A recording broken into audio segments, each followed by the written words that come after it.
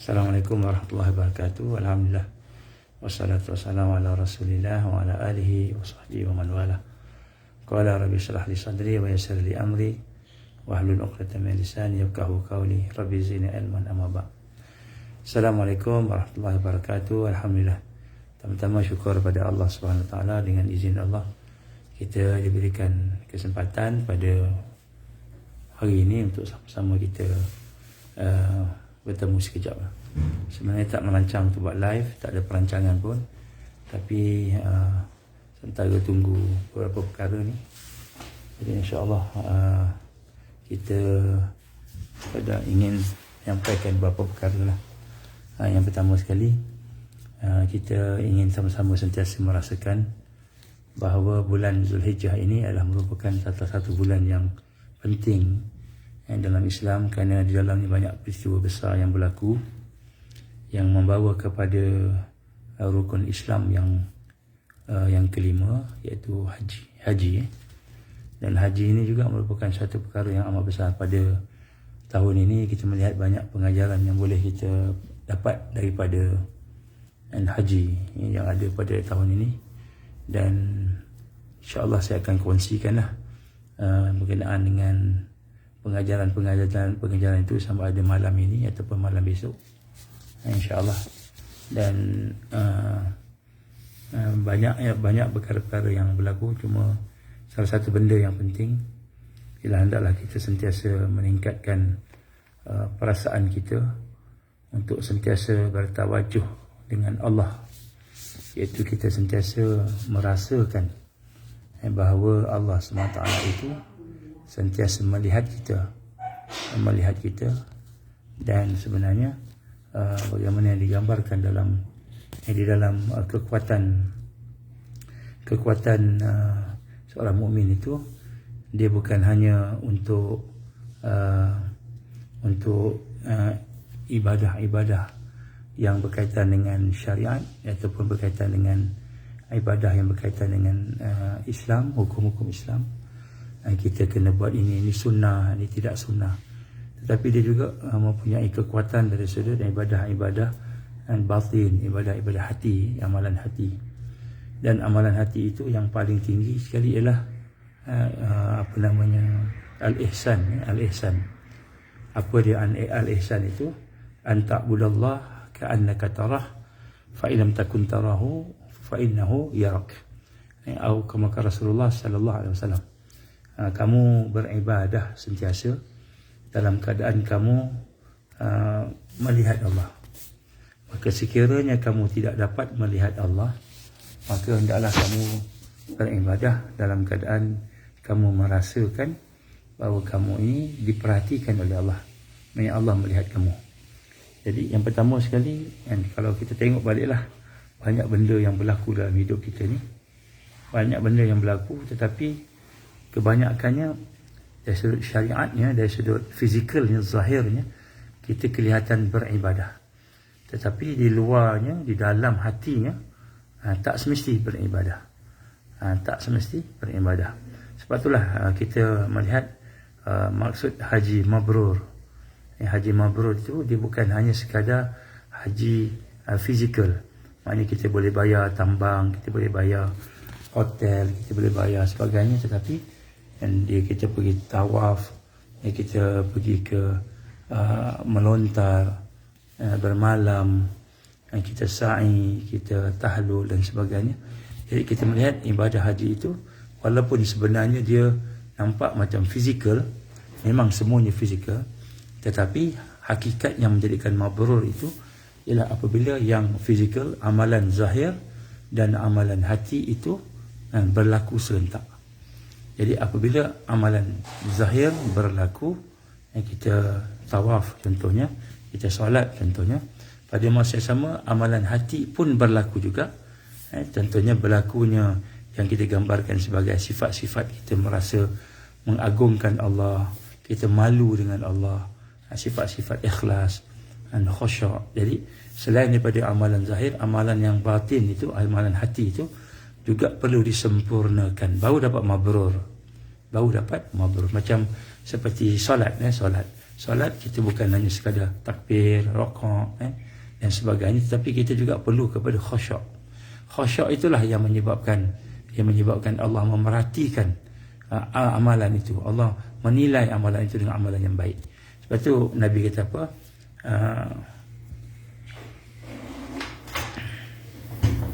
Inna Allah la yanzuru ila suwarikum walakin yanzuru ila qulubikum wa niyatikum, atau kama Rasul sallallahu alaihi wasallam.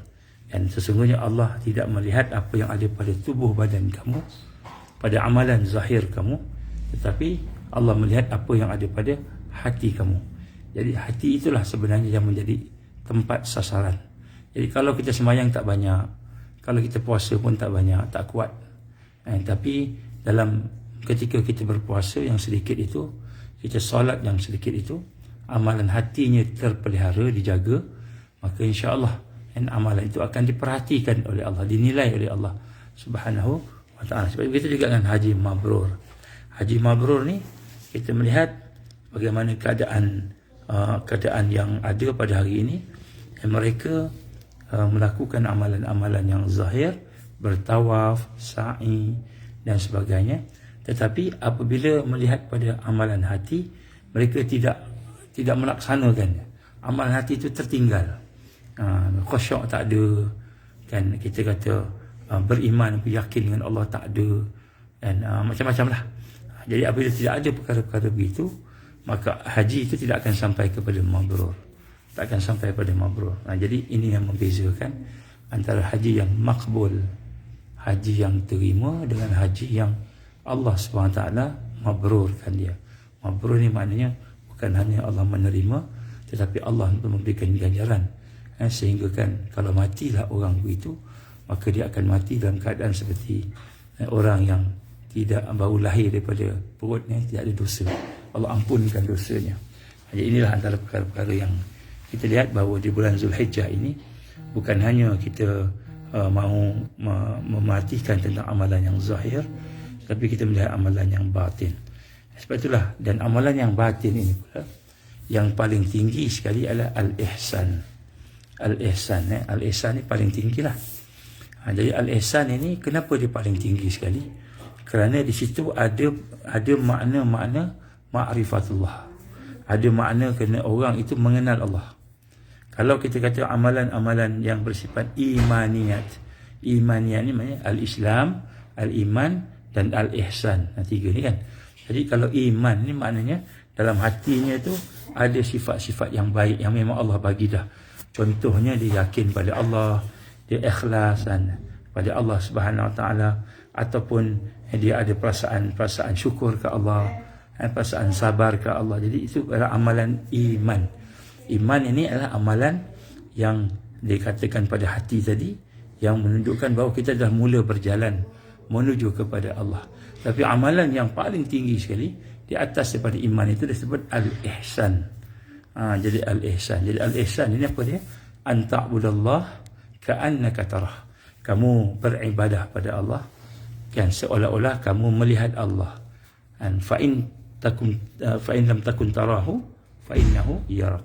Dan bila kamu tidak nampak Allah, tidak boleh melihat Allah, maka hendaklah kamu merasakan bahawa Allah melihat kamu. Ini taqarrub kepada Allah.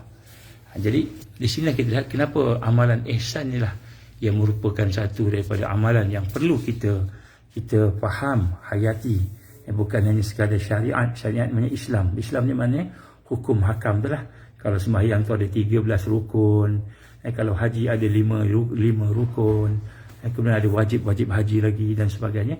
Jadi bukan hanya sekadar rukun-rukun tadi, tetapi juga sebenarnya ialah dia mesti memasuki fasa iman. Iman maknanya hati itu telah mula mempunyai sifat yang terpuji, mahmudah.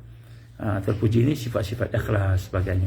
Tetapi untuk mencapai kepada maksima amalan ubudiyah lillahi wahdah ini, ubudiyah kepada Allah ini ialah amalan yang berkaitan dengan ihsan. Baik, kita cerita sikit tentang ihsan. Ihsan ni apa dia? Ihsan ni ialah kita boleh kita kata mencapai kepada mulai mencapai kepada kemuncak amalan Islam, iaitu amalan syariat, fizikal, zahir. Al-iman, amalan hati, iman, dan amalan ihsan. Jadi ihsan ini ialah sesuatu yang berkaitan dengan ma'rifatullah. Sebab tu kata Imam Ghazali rahimahullah, dia kata apa? Islam ini, seorang yang beriman itu atau seorang muslim itu amalannya bermula dengan mengenal Allah. Inna al-awwaludin ma'rifatullah. Awal kepada agama itu ialah mengenal Allah. Dan kemudian kata Imam Ghazali, di akhir agama, maknanya yang penutup kepada agama itu pun kenal Allah juga. Penutup pun kenal Allah. Di awal pun kenal Allah, tutup pun kenal Allah. Kenapa? Kerana mengenal Allah itu dia berperingkat-peringkat. Dia bukan hanya sekadar kita dah kenal dah, saya dah hafal dah 99 nama Allah, saya dah hafal dah 20 sifat Allah yang wajib, 20 sifat Allah yang mustahil, satu sifat Allah yang harus dalam sifat 20 tu, ataupun saya dah hafal dah semua yang lain, semua dah hafal. Jadi sebenarnya dia bukan sekadar hafal, dia bukan juga sekadar kita faham, kita tahu makna dia. Dia sebenarnya mengenal Allah ini adalah satu perkara yang perlu kita proses, kita lalui dalam hidup kita ini, sehingga kan kita memang benar-benar boleh membina satu perasaan yang sentiasa sampai peringkat apa? Kita melihat Allah. Melihat Allah. Dan melihat Allah ini bukanlah maknanya kita nampak dengan mata kita. Mata kita ni nak tengok Allah macam mana? Nak tengok angin pun tak mampu. Nak tengok angin pun tak mampu. Nak tengok virus pun tak mampu. Nak tengok matahari pun tak mampu, kena pakai cermin mata yang gelap kan. Jadi nak tengok Allah lagi tak mampu. Jadi bukanlah melihat Allah ni maknanya melihat dengan mata kita atau mendengar dengan telinga kita, takkan mampu. Jadi sebab itulah digambarkan di sini, melihat Allah ialah melihat dengan basirah. Basirah ni melihat dengan hati kita. Apa maksud melihat dengan hati kita? Yang paling kuat sekali yang kita mampu ialah perasaan kita merasai. Merasai kehadiran Allah. Baik, macam mana kita nak merasai kehadiran Allah? Kita kena latih. Yang ni kena latih kan. Latih macam mana contoh? Kita bagi contoh. Kita melihat ayat Allah Subhanahu Wa Taala, A'udzubillahi minasyaitonirrajim. Lillahi ma fis samawati wa ma fil ard. Wa in tubdu lillahi ma fis samawati wa ma fil ard. Sampai situlah. Jadi Allah gambarkan kepunyaan Allah lah segala apa yang ada di langit dan segala apa yang ada di bumi kan. Kemudian dalam ayat lain Allah menggambarkan inna fi khalqis samawati wal ard.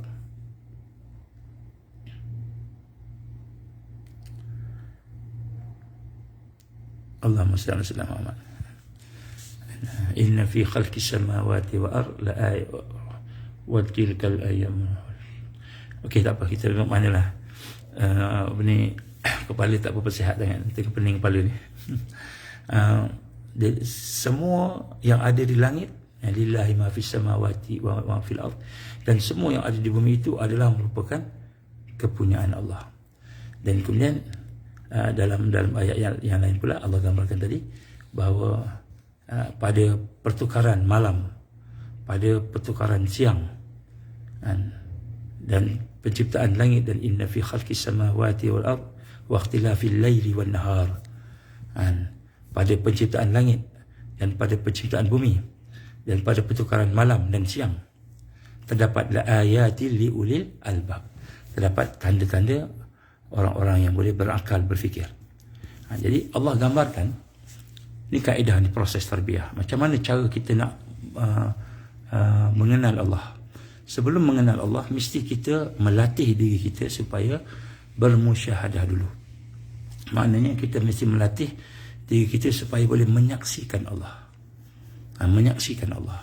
Macam mana nak menyaksikan Allah Subhanahu Wa Taala?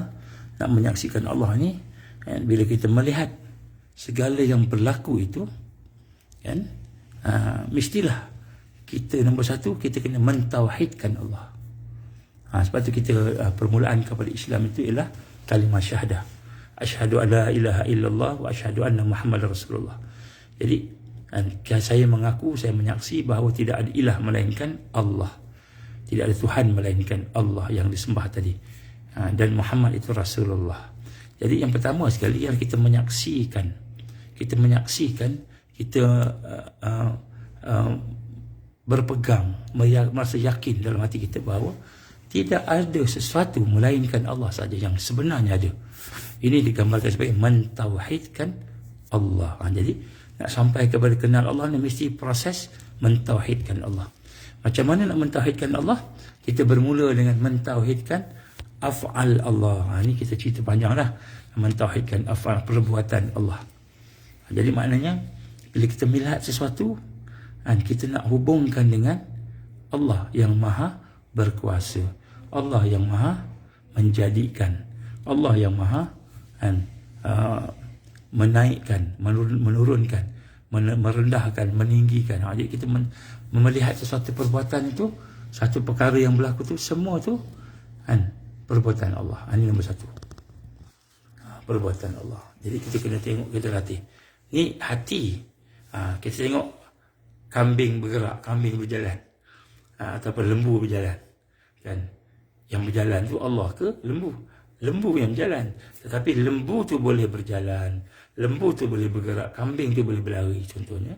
Semua itu hakikatnya sebenarnya adalah dengan kudrah, iradah, ilmu, hayat Allah. Maknanya sifat-sifat Allah tadi, dengan kehendak Allah, perbuatan Allah. Jadi kita tidak melihat dalam dari fizikalnya, lembu lah jalan tu fizikalnya, tapi dalamnya, hakikatnya Allah. Jadi apa yang berlaku tu datang daripada perbuatan Allah, datang daripada sifat Allah, datang daripada keagungan nama-nama Allah. Kita kena latih tu, mentauhidkan Allah. Jadi mentauhidkan Allah ni satu tajuk yang panjang lah. Cara ustaz-ustaz semua ataupun kita kata tuan-tuan guru dia buka kitab panjang. Jadi kita cuba ringkaskan. Jadi kita kena bermula dengan mentauhidkan Allah dulu. Perbuatan Allah, sifat Allah, ini nama-nama Allah ataupun zat Allah. Jadi apabila kita mentauhidkan Allah, jadi kita kena belajar mentauhidkan Allah dulu. Jadi kalau kita tidak belajar mentauhidkan Allah, kita tidak boleh musyahadah, tidak akan musyahadah. Dan musyahadah menyaksikan Allah sebagai Tuhan, sebagai Rabb, sebagai Ilah, sebagai yang menjadikan, Al-Khaliq. Tidak akan dapat. Kita kena melalui proses mentauhidkan Allah dulu. Jadi macam mana proses yang mentauhidkan Allah? Nanti kita buatlah, terpanjang tajuknya. Jadi kita buat nanti.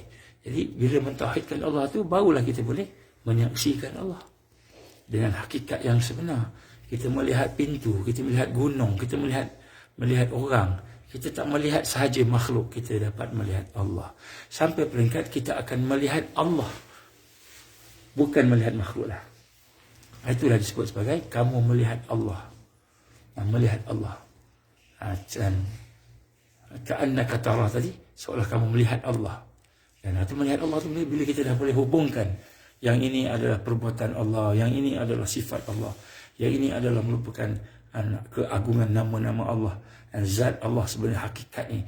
Dan zat ni, tauhid zat ni maknanya tidak ada yang wujud melainkan hanya Allah saja yang wujud. Yang lain semua diwujudkan, dijadikan. Lain semua dijadikan. Contoh. Jadi semua ni kena belajar lah. Jadi yang pertama kita kena belajar mentauhidkan Allah. Jadi insyaAllah kita akan buka nanti perbincangan semula mentauhidkan Allah. Bila kita dah mula mentauhidkan Allah dan mentauhidkan Allah ni pula, kita tak akan boleh buat kecuali hati yang bersih. Hati yang bersih. Sebab mentauhidkan Allah ni dia bukan teori sahaja. Dia bukan teori, dia bukan belajar sifat 20 aja. Dia bukan tahu nama-nama Allah aja. Bukan, tapi dia termasuk juga hati. Hati yang mengenal Allah. Jadi maknanya hati kena bersih. Akal kena sedar. Disebut al-aqlu wa'i, menghidupkan akal. Akal supaya akal itu sedar. Jadi akal yang hidup bukan akal yang berilmu. Sebab tu tak semestinya jadi PhD. Dia dah bagus dah. Tak semestinya jadi PhD, dia dah paling pandai dah. Boleh cakap apa sahaja nak cakap. Boleh kutuk siapa sahaja nak kutuk kan. Dia ada PhD, mentang-mentang ada PhD. Dia boleh kutuk siapa sahaja. Aku ni PhD dalam hadis. Aku ni PhD dalam syariah. Dia boleh cakap siapa-siapa. Orang tak pandai. Kita je pandai, contoh begitu kan. Jadi bukan itu akal yang sebenarnya, yang beriman tadi, bukan akal yang berilmu semata-mata. Bukan kita menafikan ilmu, tetapi bukan akal yang ilmu semata-mata, tapi disebut al-aqlu wa'i, akal yang sedar. Jadi ilmu tak sedar tak jadi. Dan dia tahu semayang wajib, dia tahu bangun malam bagus, dia tahu puasa elok untuk dia. Tapi dia tak puasa, dia tak semayang, dia tak bangun malam. Kenapa? Tidak ada kesedaran. Tak sampai lagi wa'i, al-wa'yun as-sahih. Tak sampai lagi kesedaran yang sebenar. Jadi sebab tu yang dimaksudkan al-aqlu ini, akal yang sebenar itu bukan akal yang berilmu semata-mata. Apalagi kalau akal tak ada ilmu, lagi teruk lah. Kalau tak ada ilmu lagi teruk. Tapi akal yang ada kesedaran, al-aqlu wa'i. Akal yang wa'i ini, yang ada kesedaran inilah yang akan boleh menghubungkan tauhid kepada Allah tadi. Jadi sebab tu kita kena ada proses membina akal yang sedar. Dan kemudian al-qalbun zaki. Qalbun zaki ni hati yang bersih.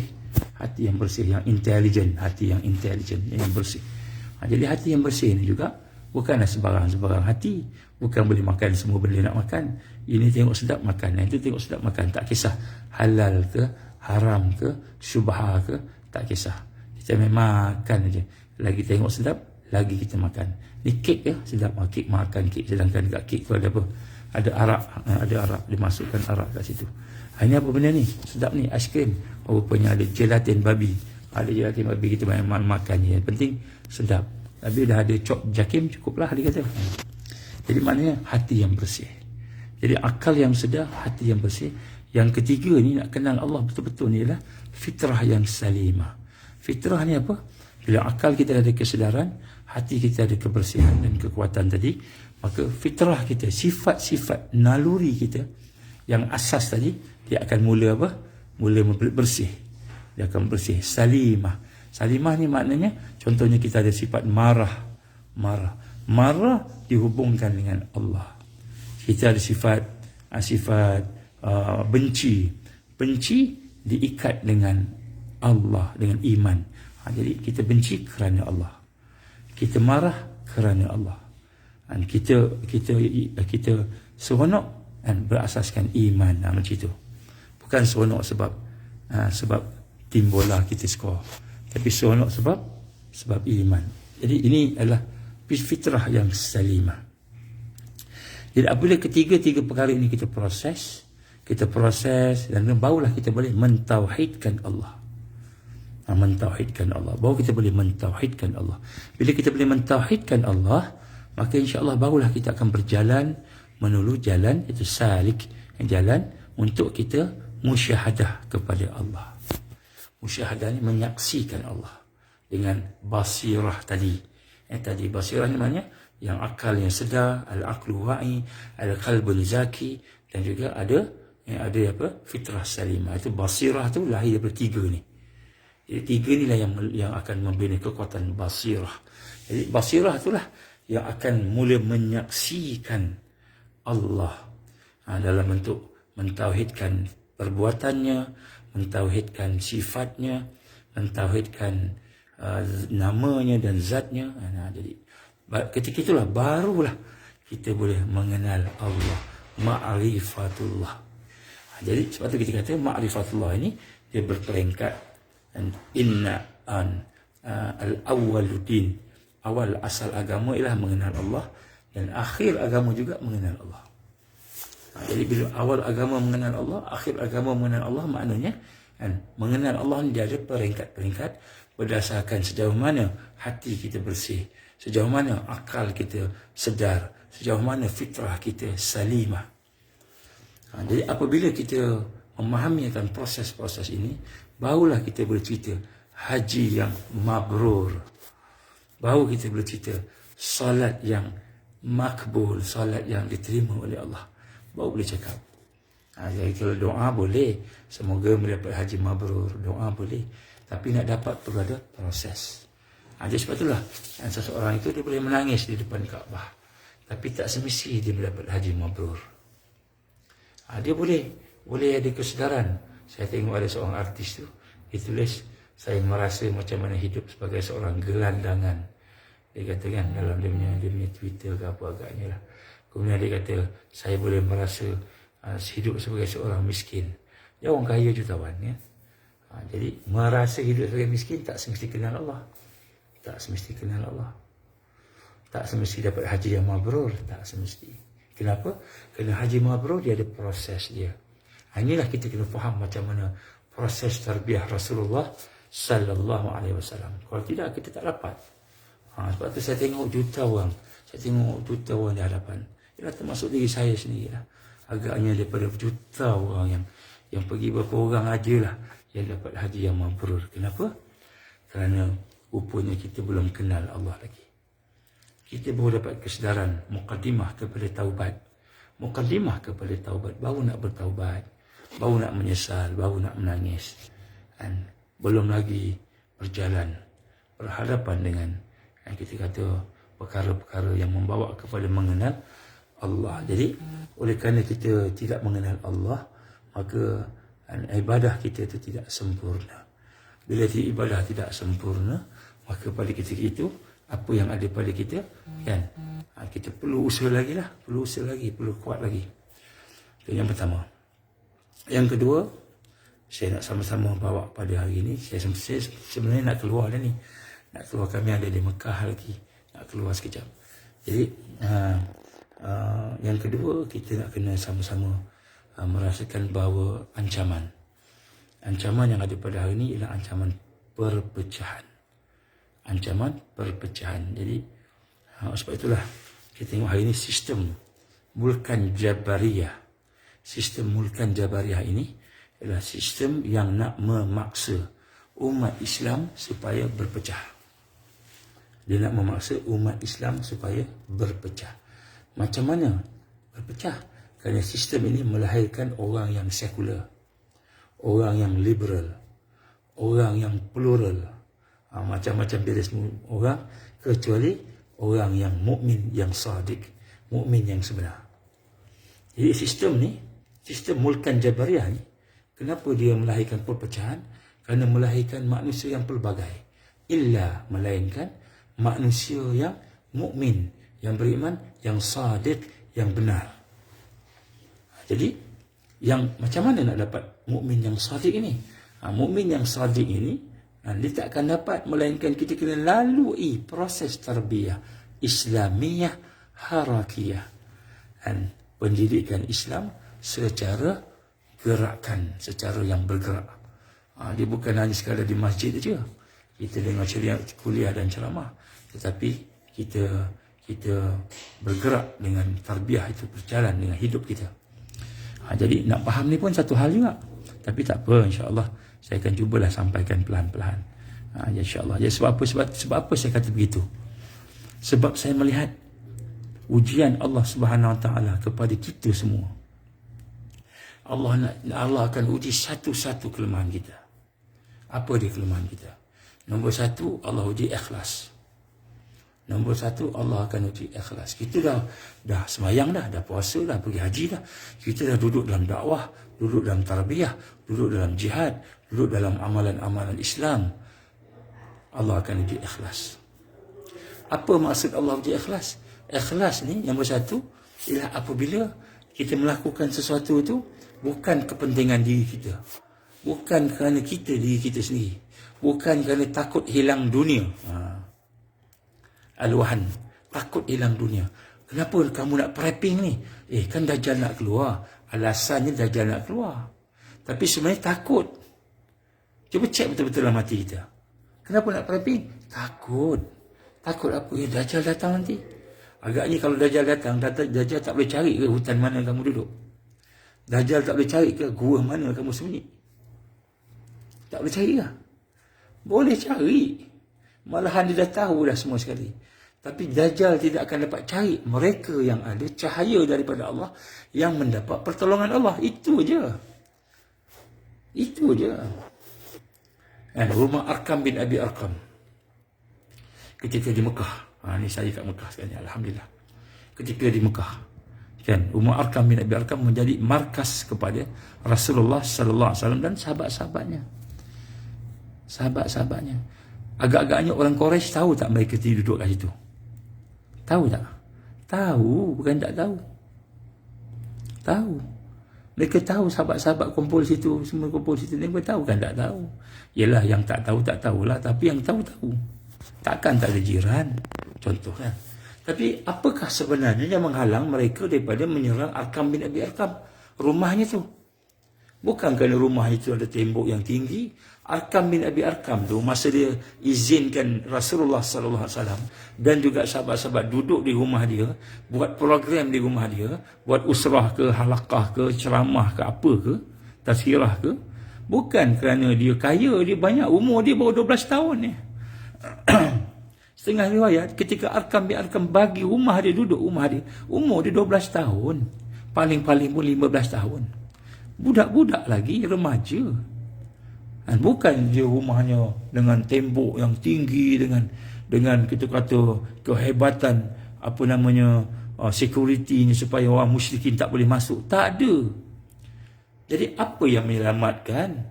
Apa yang menyebabkan orang musyrikin tak kacau? Pertolongan Allah. Pertolongan Allah. Begitu juga dengan ketika Dajjal datang besok. Dajjal datang besok, bukan yang menyelamatkan kita ni gua yang kita sembunyi, bunker yang kita buat, hutan yang kita duduk kat dalamnya, gunung yang kita lari daripada bandar menaik atas gunung. Bukan gunung yang menyelamatkan kita, bukan gua yang menyelamatkan kita. Yang menyelamatkan kita ialah Allah. Allah. Sebab tu Nabi gambarkan ketika berlaku peristiwa Dukhan, contohnya, Nabi kata duduk kat rumah. Kalau dukhan tu nuklear, duduk rumah hancur tak? Hancur. Tapi kalau duduk rumah dengan keadaan bertasbih, dalam keadaan buat doa, berdoa dan sebagainya, macam Nabi sebut, insya-Allah tak hancur.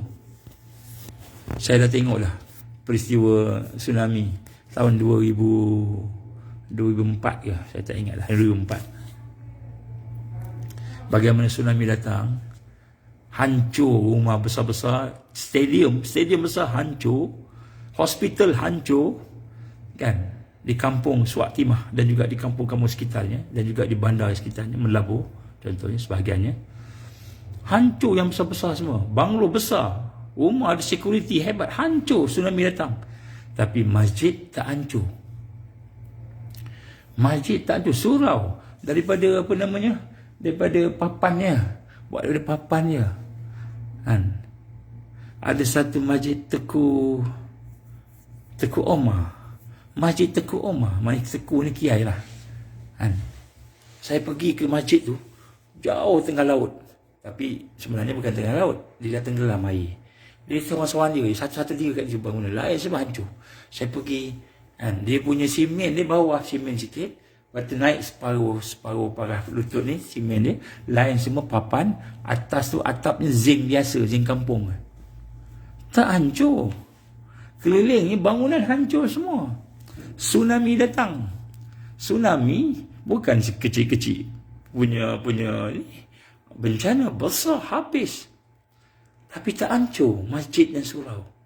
Tak hancur. Ada madrasah, satu madrasah, air tak masuk, air lalu tepi satu madrasah tu.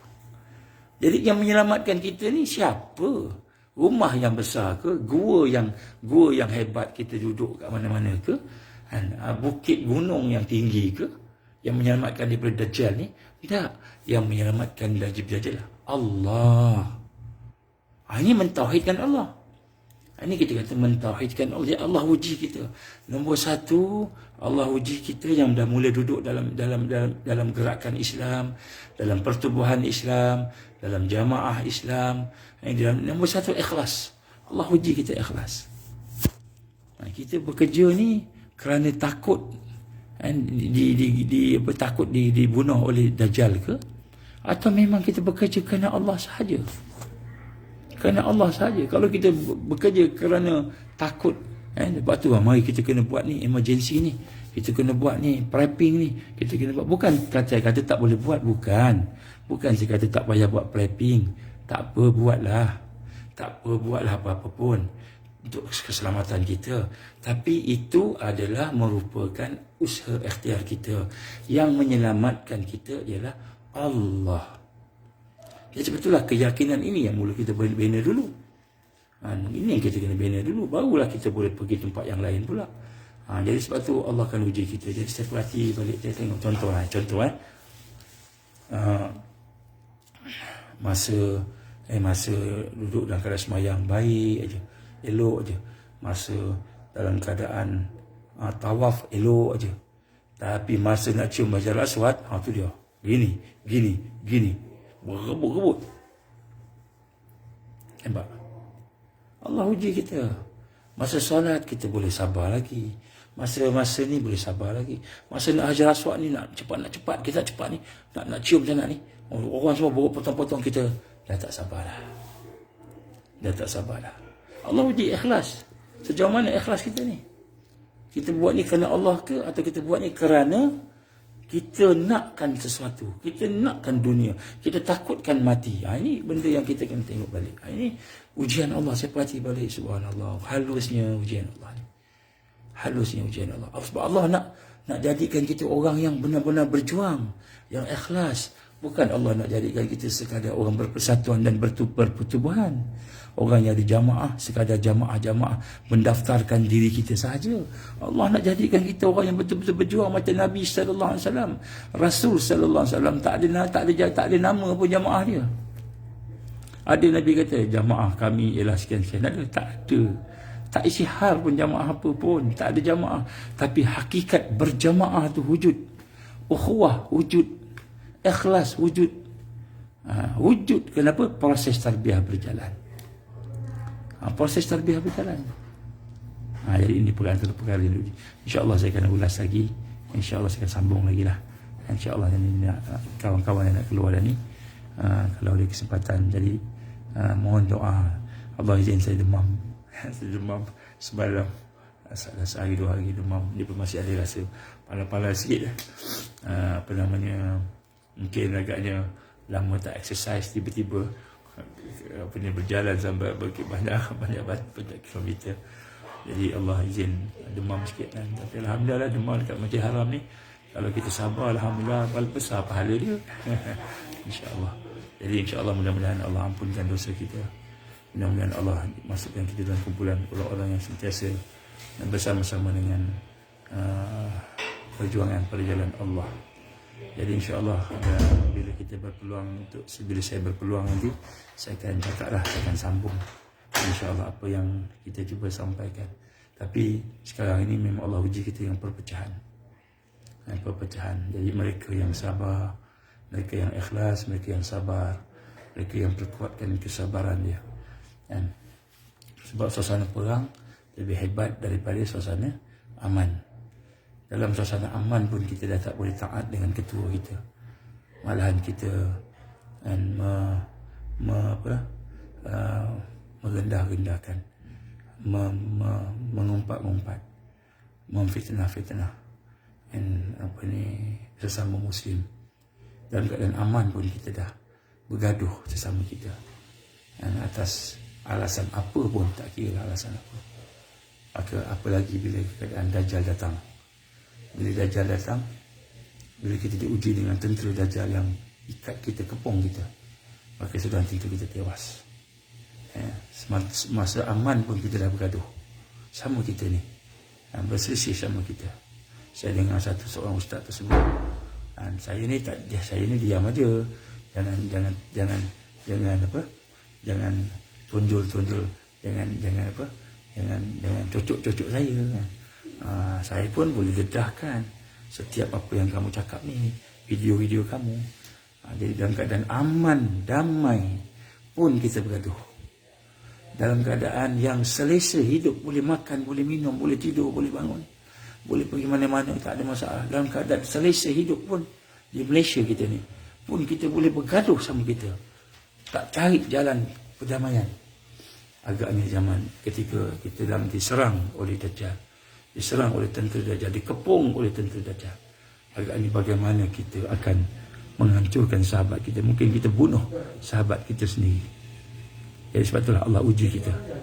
Dan kita kena sedar bahawa kita sedang diuji oleh Allah. Dan kita akan sentiasa diuji oleh Allah selagi nyawa ada di dalam kehidupan kita ini. InsyaAllah pada sama-sama kita beristighfar, minta ampun pada Allah sama-sama, dan seterusnya kita jadikan kehidupan kita di bagaimana kehidupan orang yang ditarbiyah, yang duduk dalam tarbiyah. iaitu sentiasa meningkatkan iman kita, sentiasa meningkatkan kesedaran akal kita, sentiasa membersihkan fitrah kita sehingga menjadi salimah. InsyaAllah jika ada kesempatan malam ni saya cuba. Tapi malam kat sini sana pagi, dia beza 5 jam 6 jam. Jadi maknanya saya cubalah insyaAllah no? Saya cuba insyaAllah. Kalau tak sempat besok insyaAllah. Aku li qauli hadza astaghfirullahalazim li wa lakum. InsyaAllah saya minta maaf butik ini pun tidak iklan apa-apa pun tak sebut nak buat. Jadi siapa yang sempat-sempat lah cuba sampaikanlah. Siapa yang ada ni insyaAllah kalau bertengok dengar daripada awal tadi insyaAllah mudah-mudahan ada manfaat insyaAllah. Aku li qauli hadza astaghfirullahalazim li wa lakum. Kita doa siaplah. Mudah-mudahan barakah doa dekat masjid dekat tanah haram. Auzubillahi minasyaitanir rajim. Bismillahirrahmanirrahim. Alhamdulillahirabbil alamin wassalatu wassalamu ala asyrafil anbiya'i wal mursalin wa ala alihi wa sahbihi ajma'in. Allahumma innaka ta'lamu anna hadhihi al-qulub qad istamat ala mahabbatik wa taqat ala ta'atik wa tawahadat ala da'watik wa ta'ahadat ala nusratik syariatik fasikillahumma rabitataha wa adimuddaha wa hadiha subulaha وملأها بنورك الذي لا يخبو وشرح صدورها بفيد الإيمان بك وجميل التوكل عليك وأهلها بمعرفتك وأمتها رشاد في سبيلك يا الله إنك نعم المولى ونعم النصير ربنا أتم لنا نورنا واغفر لنا إنك على كل شيء قدير ربنا آتنا في الدنيا حسنة وفي الآخرة حسنة وقنا عذاب النار اللهم اختم علينا يا الله بحسن الخاتمة ولا تختم علينا يا الله بسوء الخاتمة ربنا تقبل دعاءنا إنك أنت السميع العليم وتب علينا يا الله إنك أنت التواب الرحيم وصلى الله على سيدنا محمد وعلى آله وصحبه وبارك وسلم سبحان ربك رب العزة عما يصفون والسلام على المرسلين والحمد لله رب العالمين السلام عليكم ورحمة الله وبركاته سبحانك اللهم وبحمدك أشهد أن لا إله إلا أنت أستغفرك وأتوب إليك